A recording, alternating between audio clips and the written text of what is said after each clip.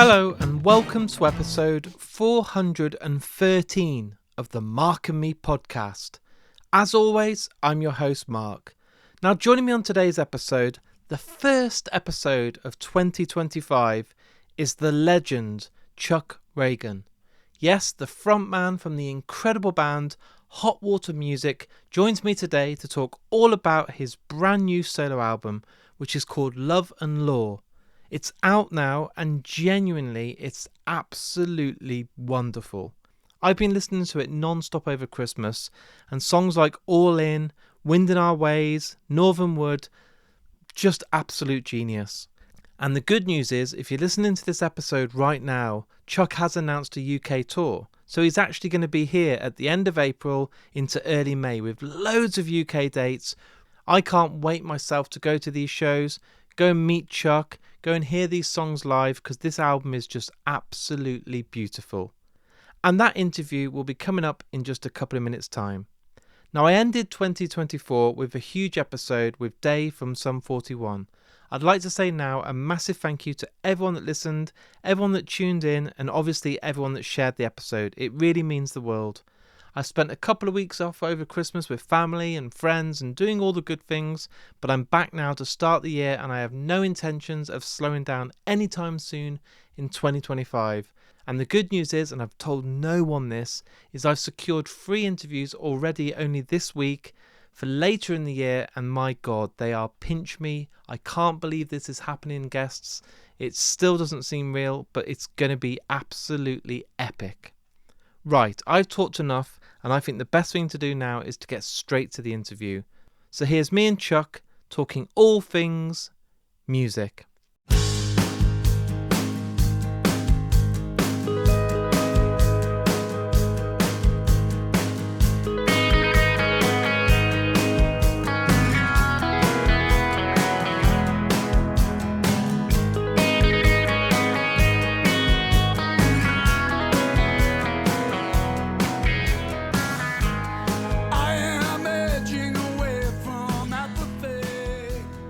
So Chuck, thanks for joining me today on the Mark and Me podcast.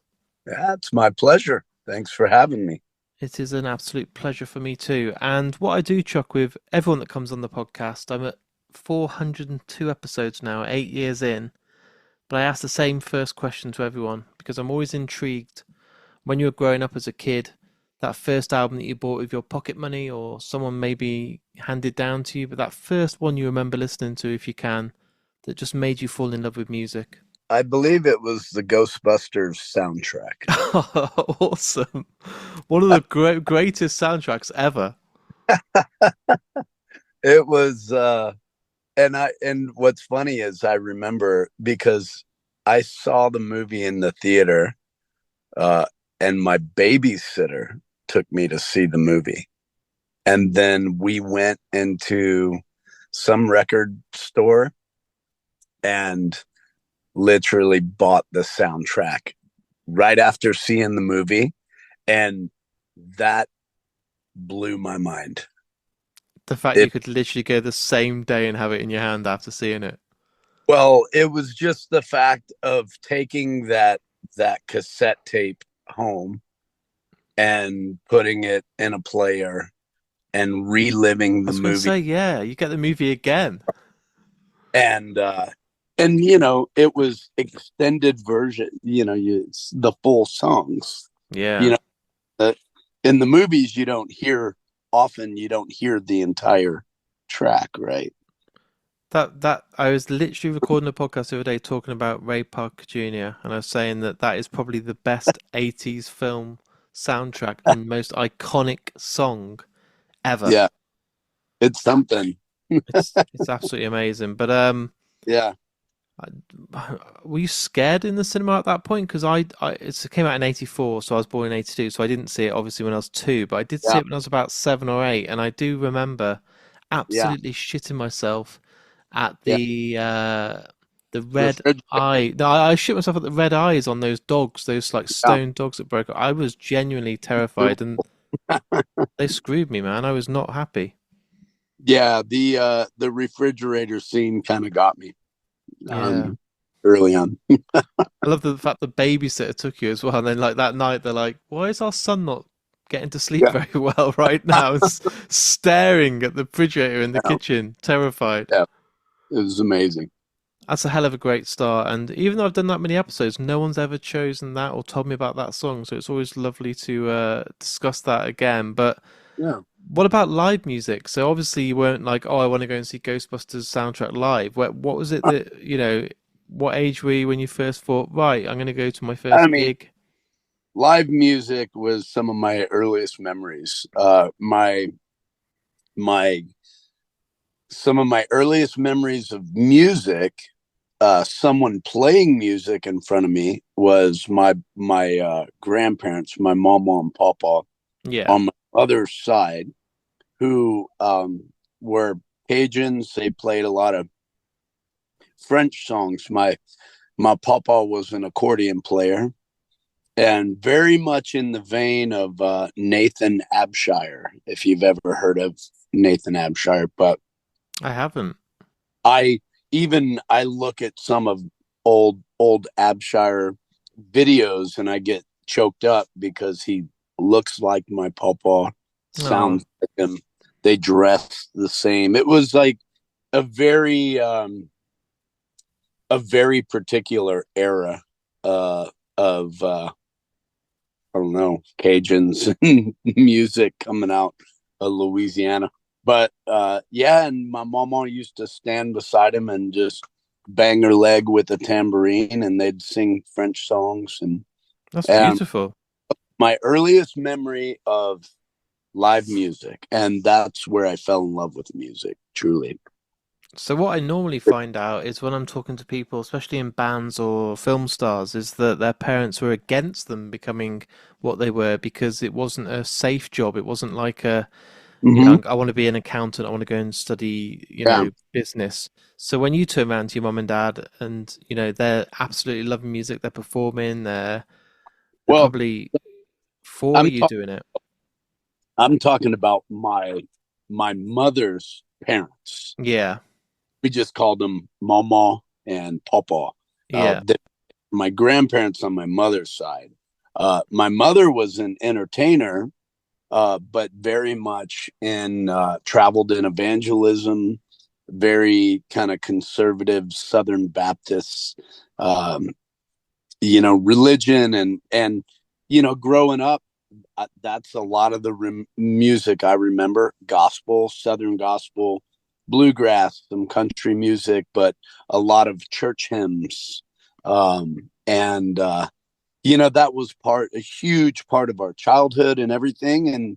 And then at an early age, I found skateboarding and punk rock and you know BMX and freestyling and all of that came with a completely different realm of music and alternative music as at that, and that's where I for the first time heard punk rock and rap music and heavy metal and just fell in love with all of that. Did you do And the whole did you kind of do the whole school and college battle of the bands thing and covers band and all that, or was it later on?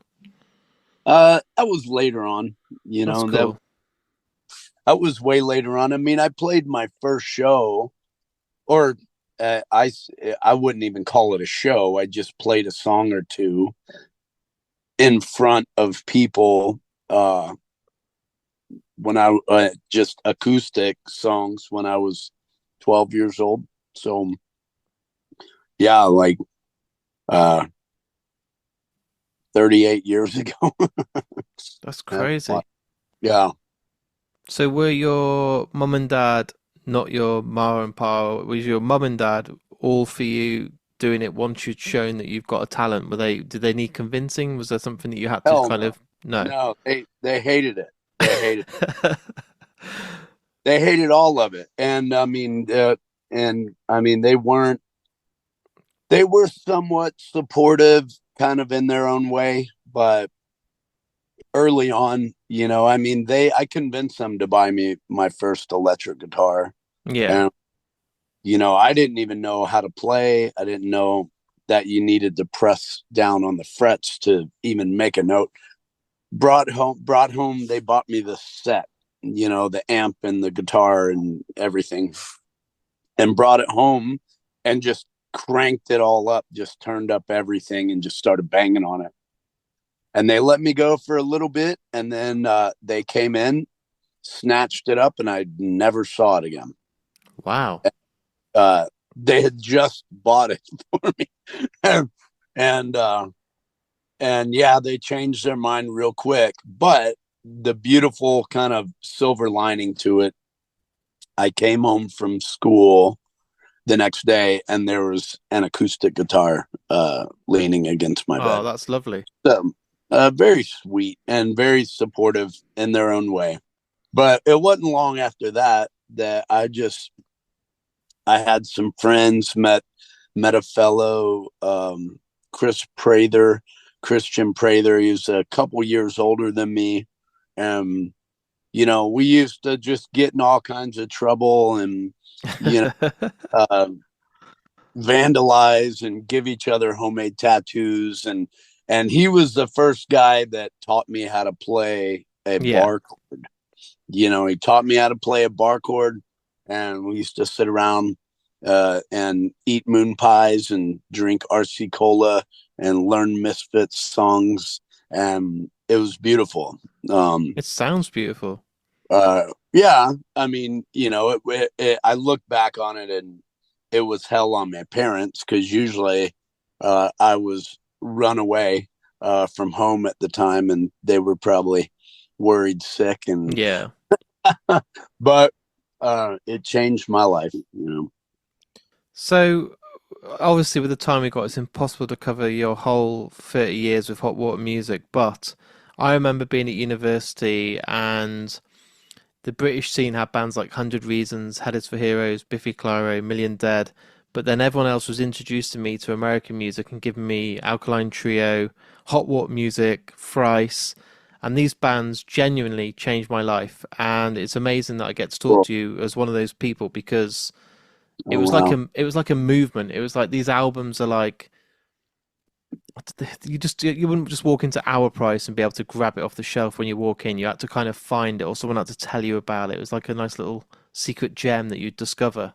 Oh yeah, yeah, And I wondered, and I know it's difficult to take your mind back to 30 years ago, but when you formed the band, yeah. did you have any expectations? Did you have any kind of goals, or were you just fucking Oh enjoying being young and just playing music? yeah, completely living in the moment, man. I mean, we've talked about that a lot lately.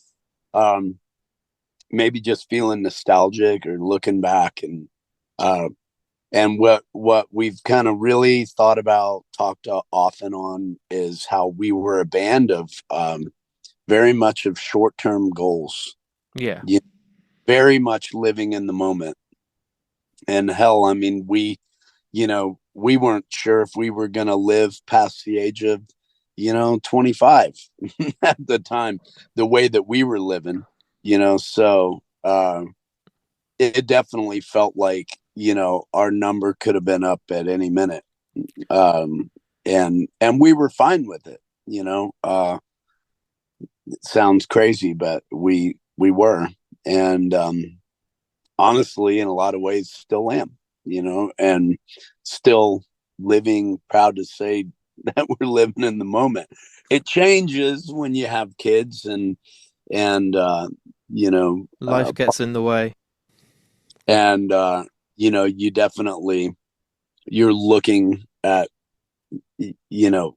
benefiting them the best that you possibly can. But in the old days, when I say short-term goals, uh we just never in a million years thought that I would be sitting here talking to you. We had no idea we were building a foundation for a music career. Yeah.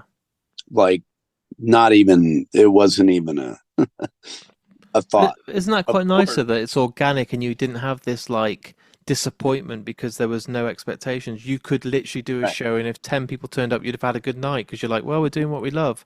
But then you Uh, notice surely those 10 Yeah. people turned to 50 people and then 100 people, and then more people were singing your songs back at you. Were you able to ever take a step back and look at it and think, fuck, this is progressing quite well. Like we're selling more stuff. Like more people are talking about our band. We are noticing Yeah. that we're going up the lineups, each time bit further on the bigger stages.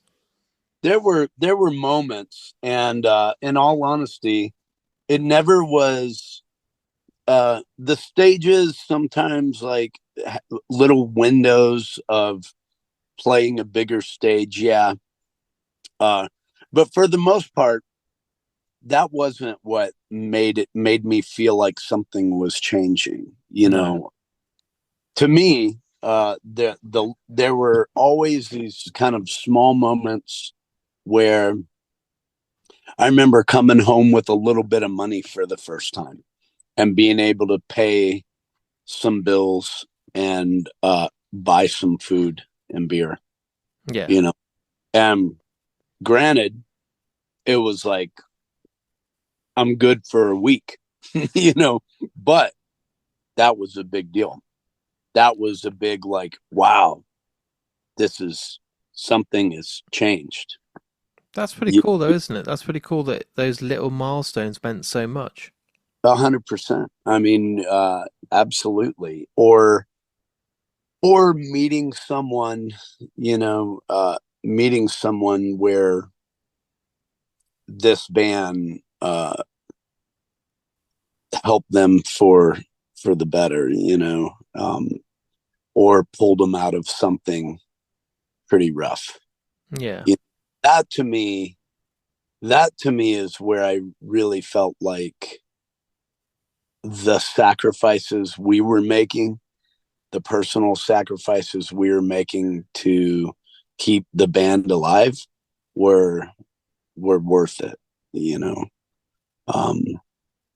It was where we felt like we were a part of a greater community, and that we were just a piece of this puzzle in our music community and family, and it didn't really matter, how small or how huge the band got.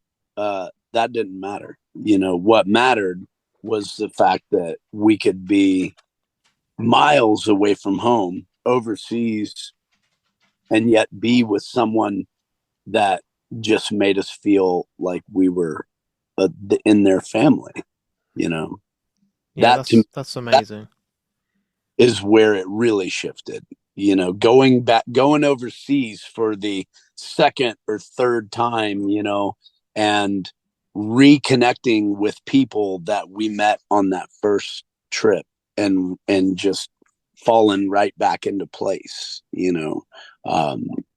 That's those were the moments for sure. If I had told you back then you'd be on your 10th album in, you know, 30 years time, 28 years time, whatever it is, surely you would have told me to fuck off.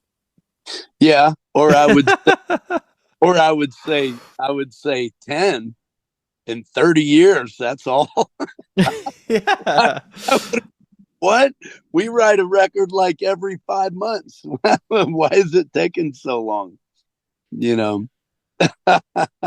Why is it? I know it's not to get too deep, but why is it? Do you think that you've still got the hunger? You still do it because obviously you went away. You had a couple of hiatuses, and I think Yeah. bands need that. You need to breathe. One of my Yeah. favorite bands of all time is Thrice. They did it and they came back stronger. So I'm like, Hmm. bands need to take time out. One of my favorite bands, Radiohead, they don't Yeah. officially announce it, but they take a lot of time off to kind of probably just be Sure. dads and enjoy life and not let Hmm. it be the sole focus. And is that what works for you? Is that kind of why you're still here now, still releasing new music, still I happy mean, and still enjoying it? it's something I need to do, and it's something I would be doing whether people cared about it or not.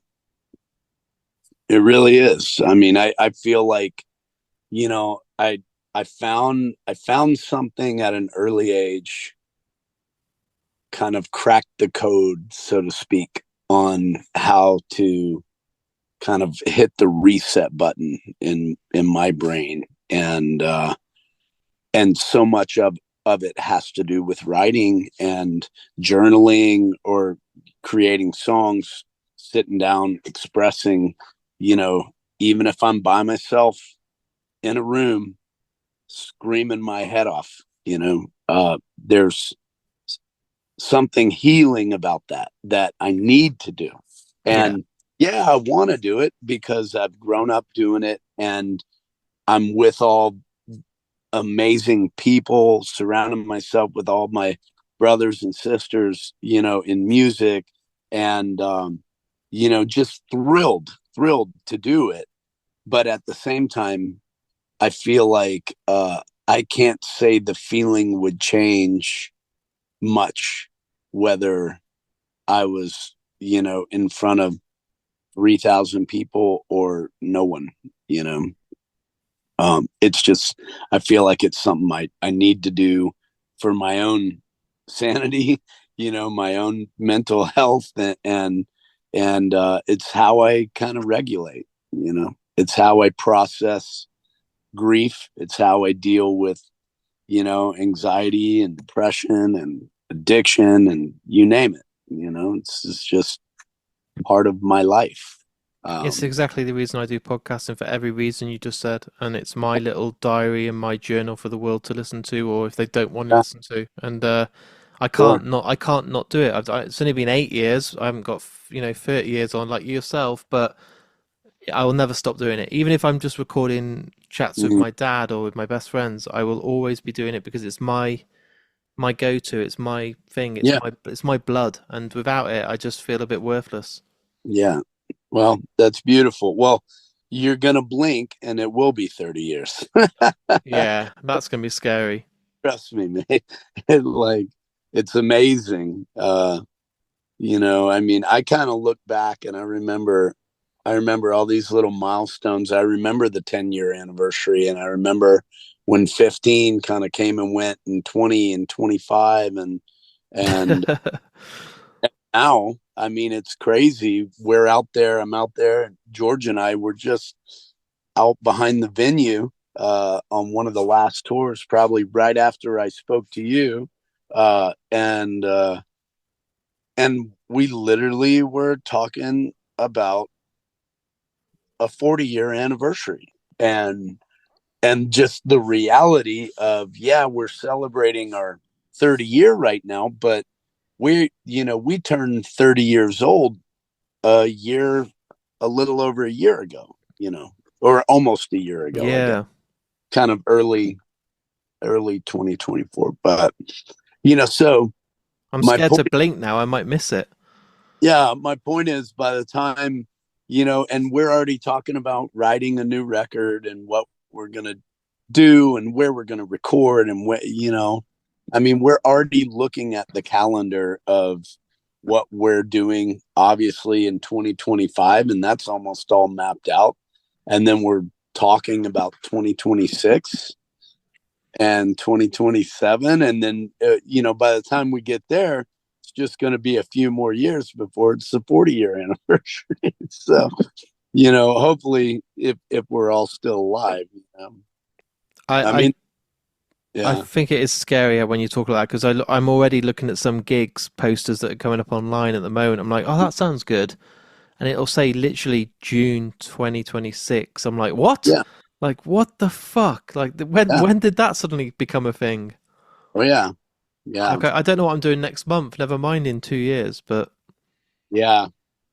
It seems like kind of post pandemic, it, yeah, it had become, I mean, you had a good few years where every independent artist, you know, whether you played music or you were a painter or sculptor or comedian or did podcasts or you name it, uh, as far as being in the public, like, it just went away, for everyone. And then when it seemed the world opened up a little bit again, everyone was just antsy and hungry and started touring all at the yeah. same time. It's not good Made for it. my bank balance at the moment. Every week it's like, oh fuck, they're Yeah, playing. Oh fuck. yeah, I It's couldn't. insane. Yeah, it's brutal.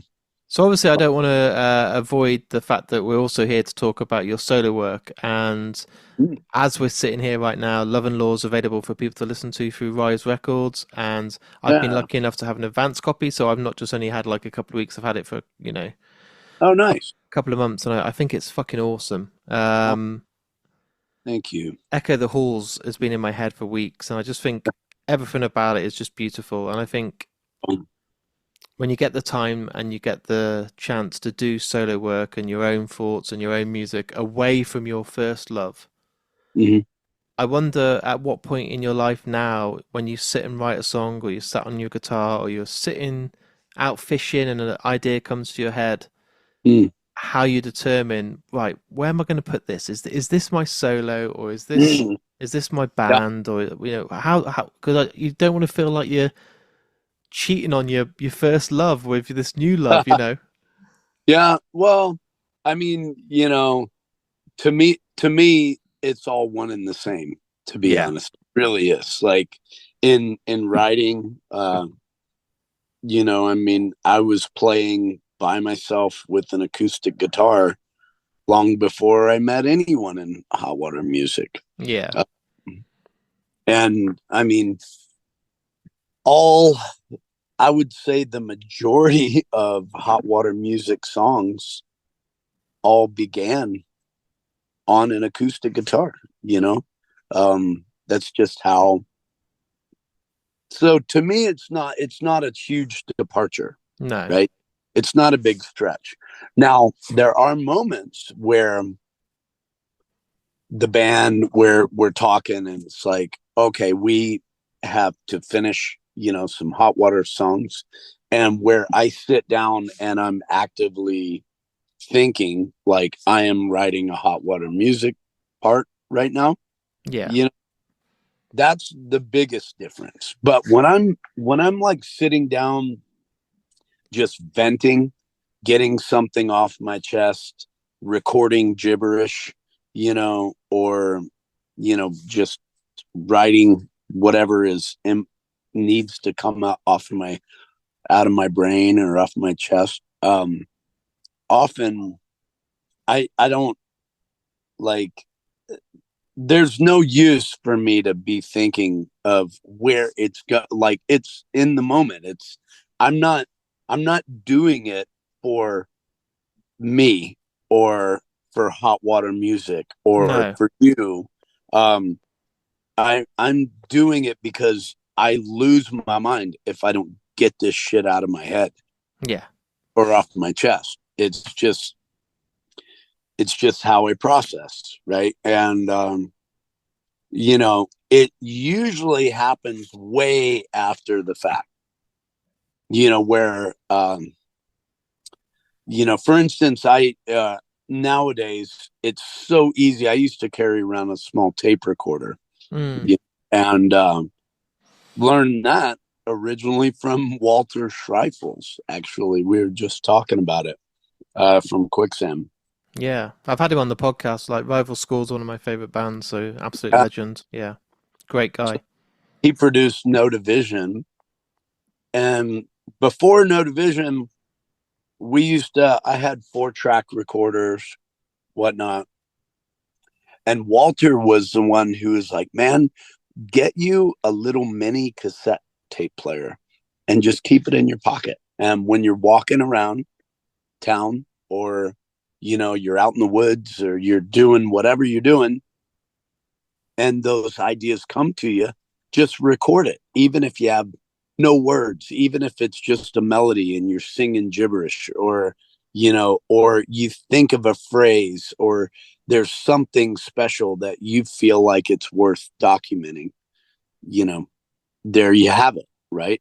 And then you'll revisit it later. And he told me back then, he said, because if you don't, we lose it.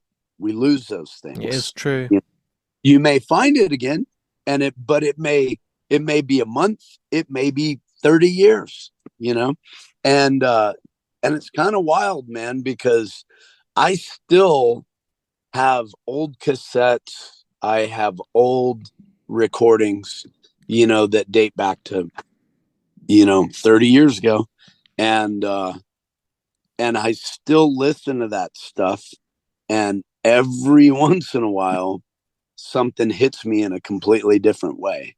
And all of a sudden, it's relevant to me, or it's something where I go, oh man, or it chokes me up, or it humbles me, or makes me realize like that is the one and only thing I need to be focusing on right now. And it may be like a small page with literally a few dozen words on it, a small paragraph, that I wrote when I was 20 years old, and all of a sudden I read it now and it just floors me. And I go, oh man, this has been sitting in a shoebox, and I was meant to find this right now, That's and awesome.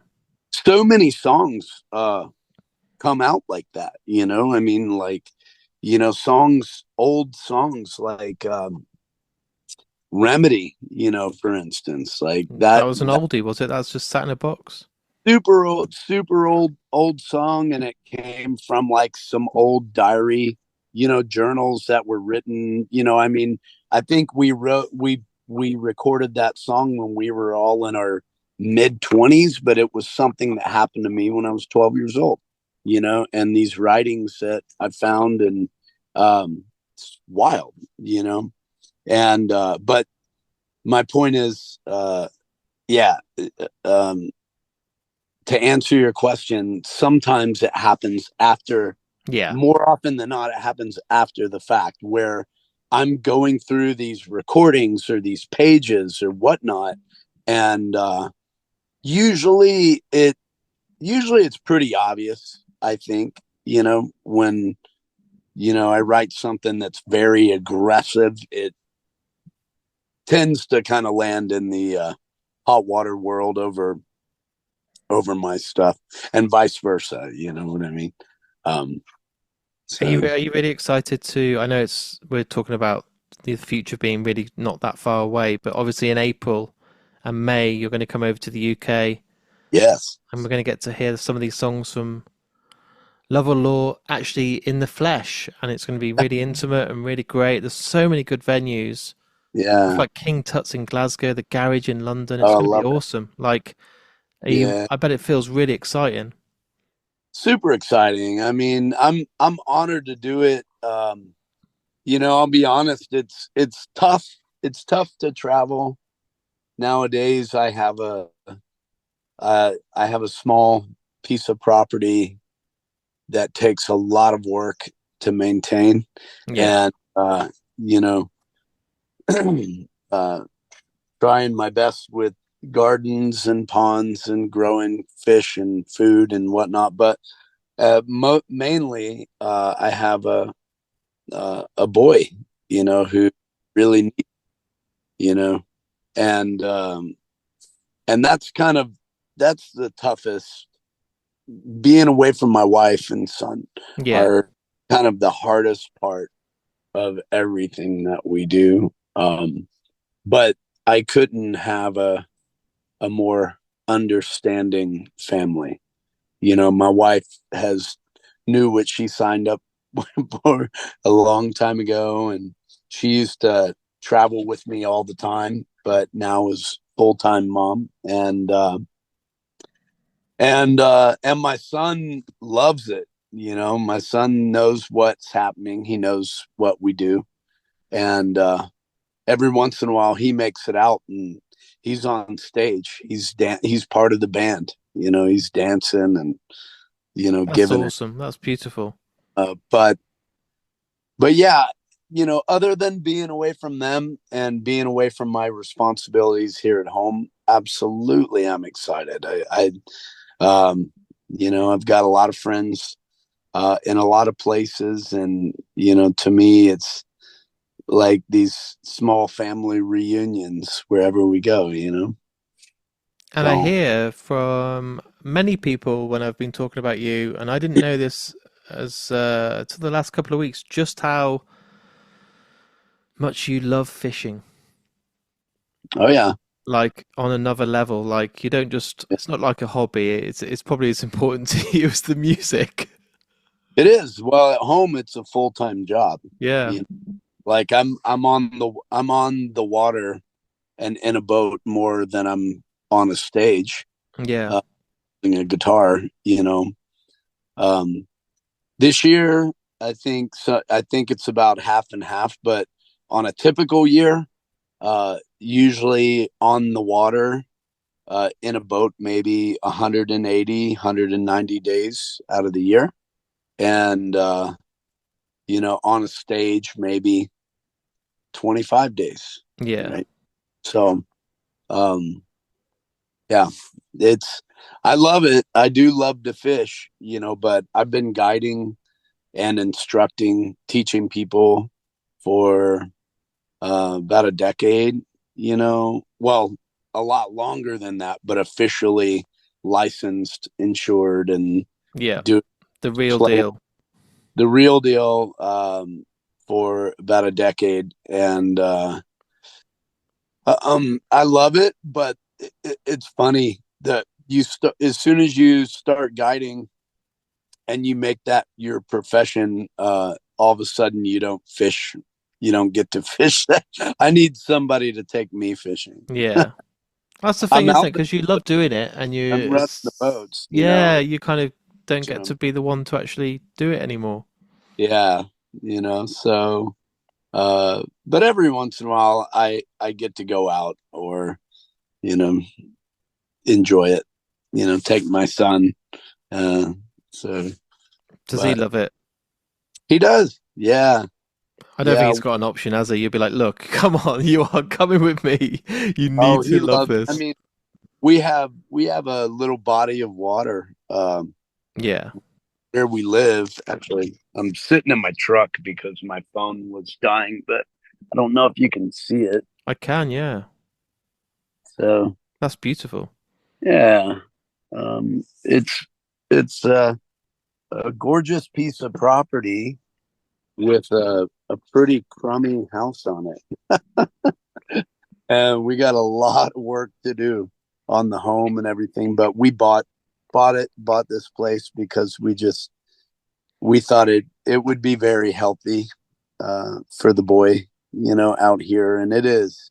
And we have some lovely neighbors, and just a beautiful little community here. You know. That looks like the dream. I absolutely love being near the sea. It's my place. I'm not lucky enough that it's that close. I have to drive 2 hours, but me and my wife and our two dogs, if we need to Ah, have a refresh or do anything, it's always walk along the seafront, be by the be- sea. Nothing has ever had an effect on me like that. I agree. I agree. That's a beautiful, So I think I beautiful. might end up doing what you do and buying a piece of land with some water one day and just Mm, I won't need Wi-Fi, I won't need to go shopping. I'll just mm. be happy. Just everyone leave me alone and let me be. Yeah. Yes. Yes. Yes. Beautiful. So you're talking today, and it's not to put a negative on it, but because this music is the blood, your reason to do everything that you do, without it, you can't talk about addiction, you can't talk about loss, you can't talk about separation. It's your kind of therapy. It's what you are here to do. Yes. What happens on the day that you can't do it? I go fishing. Yeah, that's it. Just fishing. The That's guitar's it. put down, and it's just going to be the rod. Well, I've always said, and Stubbs, Frankie Stubbs used to say, God, what song is it? There's more to fishing than just fish. Oh my God, I should know this. Oh my God. Sorry, Frank. I'm trying to remember the name of the song that he sang that in. But there's so much truth in that, in our, and to me, uh, one thing that I love the most about fly fishing or fishing in general. For one, is the places that it brings us, right? And there's so much more to it than just the fish. Like the fish are kind of a bonus, right? It's very much like, it's very much like going on a hike, right? And walking along a trail and finding a beautiful stone or artifact, or coming into a clearing that you didn't even know was there, and witnessing like the sunset of your life, right? Like that to me is what a fish is. Okay, it makes sense. Yeah, everything else is just part of the journey, part of the learning process, part of the struggle, part of the pain. There's a lot that goes into it, and to me, it's all healthy. It's a very, very therapeutic, thing in my life. Sounds really wholesome. Yeah. It can be if you don't drink all day while you're out there, which some people do. So it seems like you've got a perfect balance, and your priorities are right, and it's lovely to hear. Well, I'm always looking for that balance. I think, searching for it more often than not, and every once in a while I'll get a grip on it for a moment, get a glimpse of it. But I think that's just kind of part of life, right? Is constantly looking for that happy medium and that balance. Yeah. That's how I've spent my last, I don't know, I've not done it all my life. I think I've been more aware and now doing it more for probably the last 5 years. Now it's a real big deal. Yeah. Late 30s, early 40s is all about getting the balance and realizing the little things mattered more than I realized. No doubt, brother. No doubt. So what I do on this podcast, I'm aware that obviously you've got another one coming up, so I don't want to keep you too close to the next time. But what I do ask every guest is you get to choose a song that's played at the very end. So after our interview's all edited and ready for the world to listen to, you can have any song that means a lot to you. And I'm going to put you on the spot. It doesn't have to be one of your own. Not many people will, one person's only ever picked their own song. But when music's such an important thing for you, I wondered if you could tell me something that means a lot to you, and we'll play it at the end of the episode today. Wow. I love it. Man, we were just talking about Frank. Let's play a Leatherface song. Yeah. Yeah. I would say, man, God, there's so many that I would love to hear. Maybe Not a Day Goes By. Yeah. That sounds like a perfect end to today. Yeah, it's perfect. Yeah. I've really enjoyed today, my friend. I can't wait for you to be in the UK. I'll speak to the guys and I'll make sure I come and see you. I think you're playing Liverpool, which isn't too far, so I'll come and say hello and meet you in person. Great. I look forward to it, man. I've really enjoyed every moment today. It means a lot, so thank you for your time. Yeah. Best to the missus and the pups. And One's asleep here. She's just under that blanket, so she's got the best seat in the house. Perfect. Oh, thanks, Mark. I appreciate you very much. And you, dude. And I will look forward to meeting you next year. Yes, sir. Take care, my friend, and good luck with the next interview. Thank you. Hands down, I never ever been so lost. Been waking in an alley with a hole in my heart. Yeah, well, nothing will ever be the same again. A penny for the devil turns into his win. I should have run the gamut, but I thought I might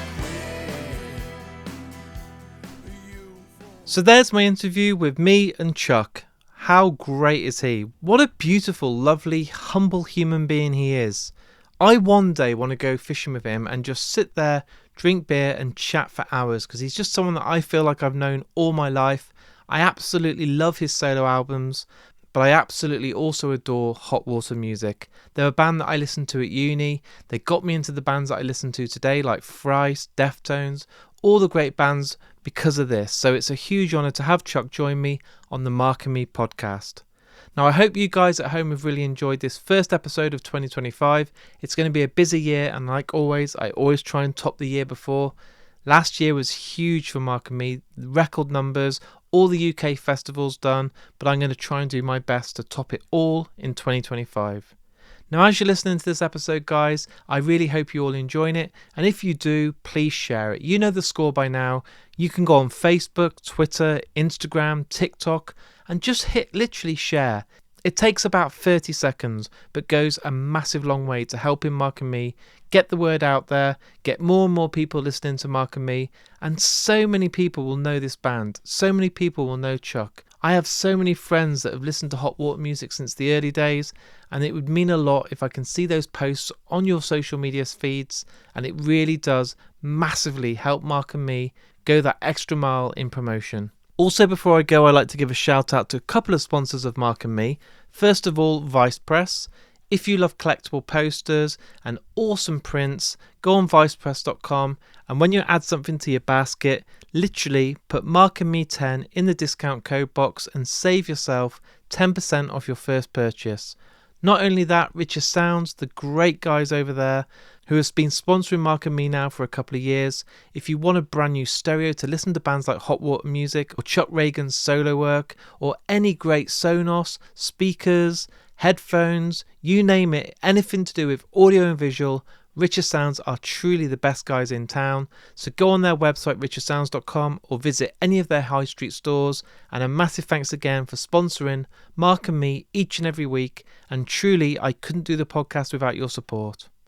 Now, guys, before I go, what I want to say is I'm going to be back in only a couple of days' time with another brand new episode of Mark and Me. But I want to thank you all for taking the time to listen to the first episode of the year. I want to thank you all for sharing the episodes, and I'll speak to you all in a couple of days' time.